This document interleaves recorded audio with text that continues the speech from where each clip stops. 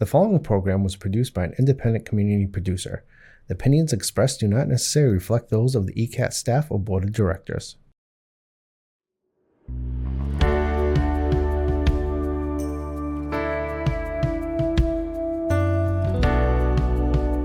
Giving a voice to the voiceless, pulling stories out of the shadows and putting them under the spotlight, making sure that each person is valued and cared for. This is Humanity First with Peter Evers, presented by BAMSI. Hi, everybody, and welcome to Humanity First. I am your host, Peter Evers at BAMSI. And today we're going to discuss something really current and topical. Recently, over the last couple of weeks, we've had another executive order.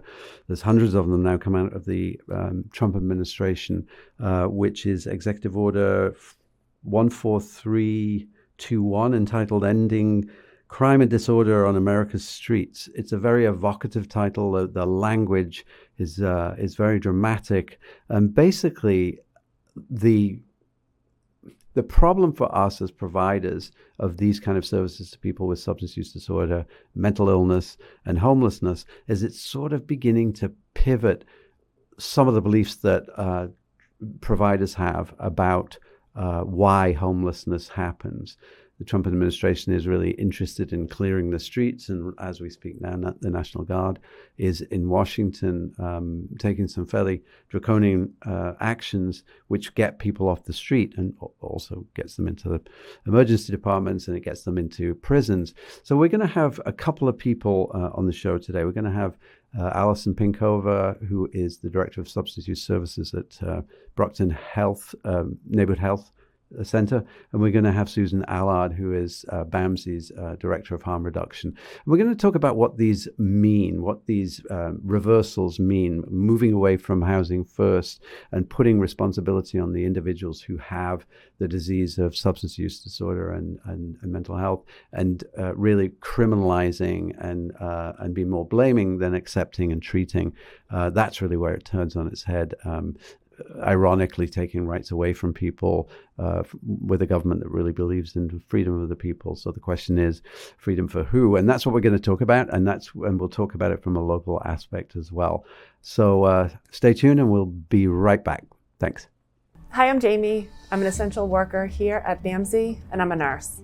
Nurses are essential here at BAMSI because as nurses, we really have the opportunity to make an impact. We have very small ratios, so we have the opportunity to really learn everything about the person served and be able to give the best care. It really serves such a great purpose for me as being a nurse, and really why I came into nursing. Learn more about nursing opportunities at bamsijobs.org. Giving a voice to the voiceless, pulling stories out of the shadows and putting them under the spotlight, making sure that each person is valued and cared for. This is Humanity First with Peter Evers, presented by BAMSI. Welcome back, everybody. And as promised at the top of the hour, I guess it was, we have a couple of experts from in and around the Brockton area. We have Susan Allard, who works for BAMSI, who is our Director of Harm Reduction Services, and Allyson Pinkhover, who is the Director of Substance Use Services at Brockton Neighborhood Health. Welcome, both of you. And I think this might be the first time that you've been on the show. I can't believe that, actually, given what's been going on. No, thank you. I don't think Susan and I can pull probably the same podcast audience that Taylor Swift dropping a new album. Yeah, but we'll try. We'll try. Well, it's always worth a shot. I told our viewership that we would absolutely do that. So let's knock this one out of the park. Can you sing? Yeah, but not well. In the bathtub, right? So, as I said before at the top of the show, we're going to talk about President Trump's executive order. Actually, it's Executive Order 14321, which is titled Ending Crime and Disorder on America's Streets, which is a very evocative term, right? I think what we're going to talk about today is, what does that mean? What does that mean for practitioners like yourself who have been working in this field for a long time, where we've had some established research, some established narratives and emerging best practices that have helped us realize the nexus, if you like, between human behavior, the disease of addiction, and the social determinants of health that come with that. Now, I'm starting this with a very bold phrase, which reflects much of what we've learned over the last 20 years. I think the thing for us now is that we are in a very, very big change period. And there are a lot of us, people out there, who really are frightened by this change. Yet at the same time, half of the people in this country absolutely relate to an emotive term like ending crime in the streets. And what happens with this is that essentially some of the thinking that we have over the past 30, 40 years, in fact, after community care in the 1980s, is turning on its head, and it's beginning to say things like all of these things that we've identified, like housing first, they don't work anymore. All of these things about providing treatment to people regardless of where they are don't come around anymore. What interests me is that Medicaid, the federal government is saying that people have to pay co-pays for Medicaid. It's actually against the law to do that in Massachusetts, but they're overriding that. It's all about, hey, it's your responsibility. Hey, we're not dealing with this diversity, equity, inclusion stuff anymore. We're just going to let everybody get on with their lives, except for when we come into Washington, D.C. and clear the streets. There are some parallels here with what's been going on in Brockton, and you guys are absolutely on the street. But let's begin by saying, how do we respond to an effort by the federal government that is absolutely opposed to what you believe in, yet has some weight with many people in America? Let's go with Allyson first. As I thought about this podcast, I thought about how difficult it is to be a provider who is serving people who are homeless right now and people who use drugs right now. And I think for me, it has really been a time where, whether it is as an organization or as a professional who is working for an organization, or just, a human who cares about the other people around you, the importance of just coming back to what your values are. And saying that, no matter the federal environment, there has to be a way forward where we're able to provide the things that people need, because it's what I believe. It's what, the organization that I work for believes in. And is it going to be more challenging than it has been in the past? Yeah, absolutely. But I think that's like your guiding star, right? Where it's just like, if we're not doing that, then what's the point of us being here? And so I think, it's nice to be able to do a job like that in a more friendly environment. But I think, we're in for a couple years of very difficult work, but we have to do it. Yeah, I love the way you said. I mean, we all have beliefs that we sort of pin ourselves to the mast on, and this is what I believe in.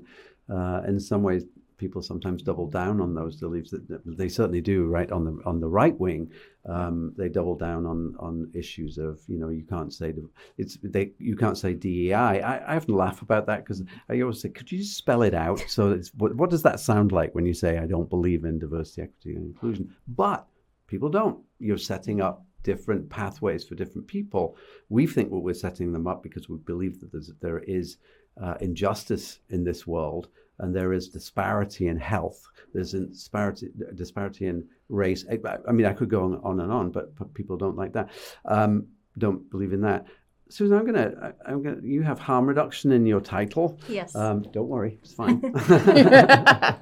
But I'm reading the executive order, and there is a real push about harm reduction. The federal government are actually telling us what harm reduction is, and telling us what is not eligible for federal reimbursement. I've never seen a government impinge on states' rights in this way, there's a degree of irony there, because we've got a federal government that says give everything back to the states unless we don't believe in you. What is the case? Really briefly, what is the case for harm reduction, and why is it that it is so difficult for this administration to understand the benefits of it? So what's interesting with harm reduction too is that people are doing it every day, but it's only okay in certain situations. So they are not going after anybody's liquor license. They are not going after anything to do with that. If you have a business and you overserve people, that's not nearly frowned upon as having someone come in to someplace like the Cope Center, where they get, sterile water or cookers or things like that. And what else is interesting is I said cookers one day to a provider, and they were like, oh my gosh, like clutching their like pearls, like you can't call them that. And I was like, well, that's what they are. Mm-hmm. Again, there's so much stigma and disparity, and it's like almost like what is okay when you're financially well off and what isn't when you are unhoused. Right. Yeah. You have rock stars all the time doing substances and partying, and it's celebrated.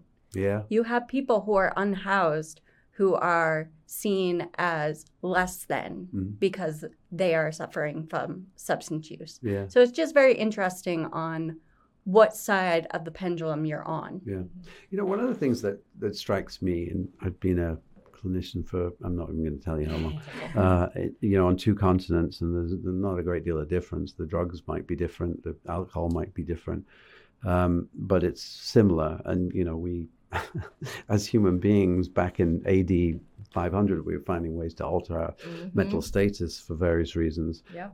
It is a normal thing. But when we talk about harm reduction, I think what President Trump would say if he was in this room now,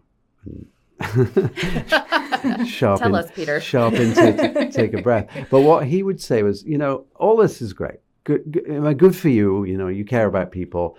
But still, there's people on the streets. Still, he'll tell this narrative of how the National Guard need to come in and clean up the streets and take away tents and make all these things illegal. And that echoes back to Brockton, doesn't it, with the ordinances? How do you counter that argument about, well, we've been doing this for a long time and it's no better than it is? I think that in a lot of what is in the executive orders, and I think a lot of where a lot of municipal governments struggle to appropriately address homelessness as an issue, is just like a fundamental misunderstanding maybe of some of the root causes of homelessness and why it exists. And, I think it's also a very clear focus on visible homelessness, where it's not so much, people who may be living in their cars or staying in a shelter, or it is, people who are otherwise unsheltered or living outside. It's like that's the specific problem I think that people are focused on. But I think that people really have to understand the bigger system to understand how we end up with so much like visible homelessness in the communities. And, the shelters are relatively full. The shelter here has been full. So we know there's not enough space in shelters. We know there's also an astronomical housing crisis, not just in Massachusetts, but across the country. Mm-hmm. And so at the end of the day, like the math doesn't math, right? If there's nowhere for people to go, there's nowhere for people to go. And, I think some of what's really concerning is like the alternatives that are being proposed in the executive orders. It's like, well, if there's really nowhere else for you to go, you can go to jail or you can go to the hospital, which are like 2 things I think we actively try to avoid with people and are probably some of the most expensive interventions that exist. Multiple studies have shown that it is much financially sound to Narcan someone than it is for someone to go to the ER for an overdose. And there are still the argument that Narcan is an issue and that it shouldn't be given out for free, when the facts behind it, the financials are like astounding how much one overdose costs to treat. Yeah. And again, it's the disparity of where you land. Like, it's okay if you're behind the scenes because you're out of sight, out of mind. Mm-hmm. But if you're on the street and someone can see you and you're not, painting the narrative of a beautiful city or fitting the narrative of what America's supposed to look like or the American dream, then they want to sweep them away. I do think that's a really important piece of it. I've been, my daughter lives in LA, so I've been spending a little bit of time out there. And I was staying in a hotel in Midtown last year, actually, for a conference. And it was honestly one of the most disturbing things, just in terms of the number of people who are in so much pain, who are homeless, lying on benches, screaming all night, and people sort of walking over them, kind of thing. And I think there is something about that. I'm glad you mentioned that, Susan, because America is a fairly young country, and I think we all have a vision of what it should be like. We always talk about the greatest democracy, the richest country on earth, and when you see people struggling like that, it's really difficult to say that's a product of some of the inequities in our society. And it's a lot easier to say, so it must be their fault, right? Because then this democracy, this capitalist democracy, which is really successful, by the way, but warts and all, everybody, you're never going to get a society which is equal. And I think this government is very much of that ilk. Like, this is the greatest country in the world. They're throwing our weight around in different countries at the moment, whether you believe that or not. I think there's a piece of that as well. But where does that get us? Because you noted, Allyson, before, that people are ending up in very high levels of care. When we look at health equities in countries, different countries, we find out that the countries who have the lowest cost of healthcare compared to gross domestic product are those where the most of the money is spent on prevention and care in the community, and less of that money is spent in acute care. In America, and by the way, we're 32nd in the world in health outcomes, which is fairly low down the list. We spend more, actually 20% of our gross domestic product, on healthcare, and yet most of it goes on actually end of life care and acute care. Yeah. So how do we move away from that? And I just want to go back to what we were talking about before. How do you maintain your own equilibrium in a world that is changing? And how do we keep that in the picture? How do we keep telling that story when facts are seemingly less important than feelings? Yeah, feelings are very important right now, and I would argue that facts probably aren't. I think some of what was interesting in the language of the executive orders that the federal government had issued a few weeks back is just, it's very dramatic language. I think is not fact-based for sure. Making very broad statements like, well, everyone who is homeless uses all types of drugs, and everyone who is homeless has some type of mental health disorder. I think where there's this interesting contradiction too is that this seems to be an administration that's really focused on freedom and, promoting your right to do certain things and not other. And this is like one sweeping example of wanting to take away the rights of a certain group of people. These executive orders really focus on shifting back towards involuntary commitments. And it's like, it's so odd to me how we moved so far from housing first and making sure people had shelter to, okay, well, you can't make choices for yourselves. We're going to take your rights away, but in these other spaces, promote them. And I don't know how we swing ourselves back in the other direction. I truthfully don't. I think when you have people that you are directly targeting,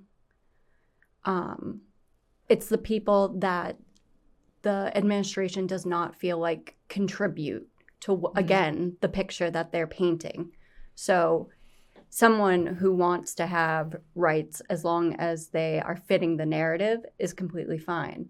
But if you're someone who is struggling or has a disability or may be seen as less than, because unfortunately your worth is being measured by what you put out. Mm-hmm.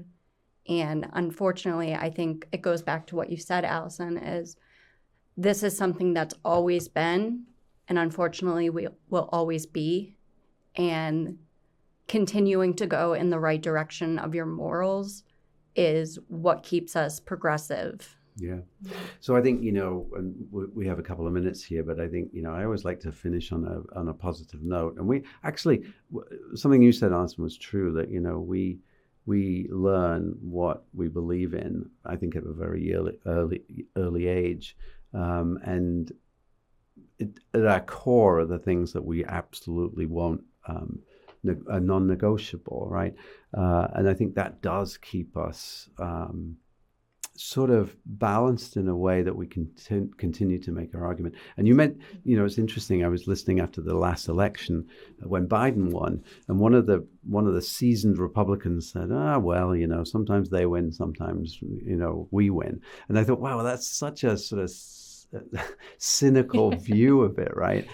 Not like all the marbles are on the table, right? Mm-hmm. So we've gone from paying off student debt, right, to taking away people's rights to not take their medications. I think that's just really an interesting swing. So, President Trump's back in the room again. So he's in the room. And what would you say if you had 10 or 15 seconds to say something to him?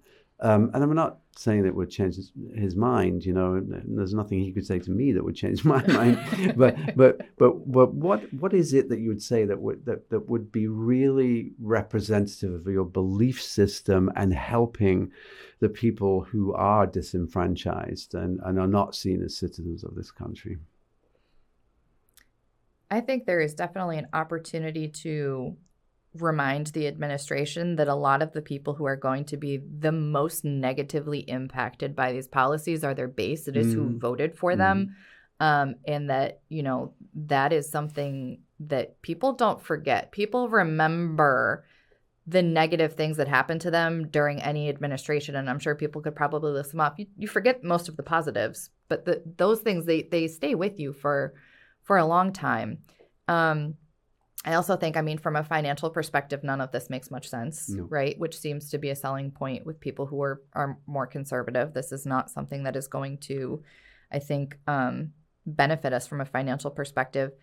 And then maybe just a reminder that there are still a lot of existing laws on the books that are going to still protect people in these situations. Absolutely right. And that, an executive order doesn't sweep away those laws. That's right. And so that's the thing that struck me. You can make these orders, but there are so many people that are going to challenge you on this. Correct. And so that I do have some optimism about that, Susan. Similar to what Allyson is saying, I think that just because you're the loudest person in the room doesn't mean you're correct. Really? And shouting. Because it seems like you're so disconnected from that life that it could never be you. That's never true. And, again, I think a lot of the disparity is fear-based because people don't want to think of themselves in that situation. So if they can blame people for being in that situation, it takes the responsibility off of them. So right. It's so right. I think that's a beautiful observation. And, we have a society which is not particularly equitable financially right now. Allyson, when you came in today, you had a book with you. I do, yes. The name of the book is? The name of the book is Homelessness is a Housing Problem. And can you tell me what the conclusion is? I can, sure, yes. Because I think it's a great way to finish. Sure, yeah, absolutely. So it's Homelessness is a Housing Problem. It's by Greg Colburn and Clayton Page Allard. And, really in a super nerdy level, they look at a lot of different factors that are often related to homelessness, whether it's substance use, mental health, et cetera, poverty, and found that none of these things really explain the degree of homelessness that we see, especially in areas that have a very high incidence of homelessness. And what they found was the strongest driver of high levels of homelessness was a shortage of housing. So, it is really just a housing problem. And it's a great read, and I think really helps frame the issue. And so would encourage people to check it out. I think it's funny. I actually think it's really funny that right at the base of it, there's a lot of work that goes into it, and they say it's houses, stupid. Right. If we have affordable housing, we'll solve the homelessness problem. It's a great I think at one point in the book they make the analogy of like musical chairs, and someone who's participating is like on crutches or something like that, right? And so it's like, well, if there's only 9 chairs and Mike on his crutches is a little slower, he's probably not getting a chair. So, does that contribute and exacerbate those issues? It does. But if there were just 10 chairs, he would have a chair. That's a great. right? That's Or even if he wasn't on crutches, there's still the fact that there's only nine chairs. It doesn't change the math. Right. The math doesn't math. It's a great example of inequity that exists. But, well, we've come to the end of our time. So thank you so much. It was a great conversation. I think, if we were left to our devices, we'd probably be here at 6:00 tonight because it is such a important and relevant topic at the moment. Allyson, Susan, thank you so much for joining us. Thank you for having us. Thank you for having us. Bye, everybody. See you next time.